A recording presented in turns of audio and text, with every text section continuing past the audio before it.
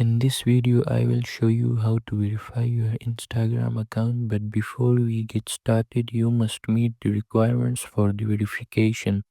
You can check it on Google. Now let's get started. First, go to the profile, tap on three white lines, scroll down and click on account privacy. Make sure that your account is public and not private. If it is private, then you can turn this option off to make it public. Go back, scroll down and find account and tools. In the professional tab, tap on it and then request verification. After that, you need to write your full name, then your documents, and then scroll all the way down and just click on submit.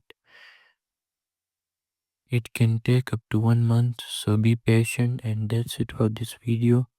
Make sure to like and subscribe for more interesting videos.